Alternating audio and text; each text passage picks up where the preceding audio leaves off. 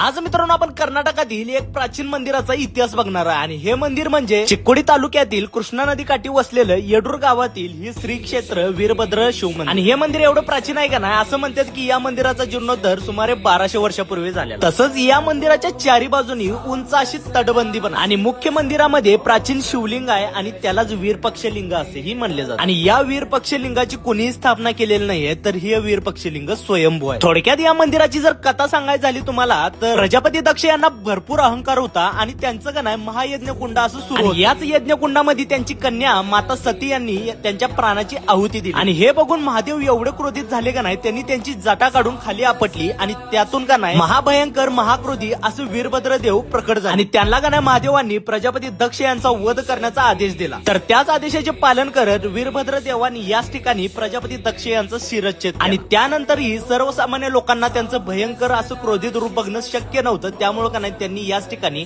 सौम्य रूप घेतलं, ते म्हणजे वीरपक्षलिंग। अशी या मंदिराची कथा आहे आणि ही कथा तुम्हाला सर्वांना माहितच। त्याचबरोबर हे मंदिर एकदम सुंदर आहे आणि आता जीर्णोद्धारचं पण काम सुरू आहे, त्यामुळे एकदम भारी दिसत। चला तर मग मित्रांनो आपण भेटूया नेक्स्ट व्हिडिओ मध्ये। तुम्हाला या मंदिराचा इतिहास कसा वाटला एकदा कमेंट मध्ये नक्की सांगा आणि रील लवकरात लवकर तुमच्या फ्रेंड्स फॅमिलीला शेअर करा आणि मंदिराला व्हिजिट करा। चला।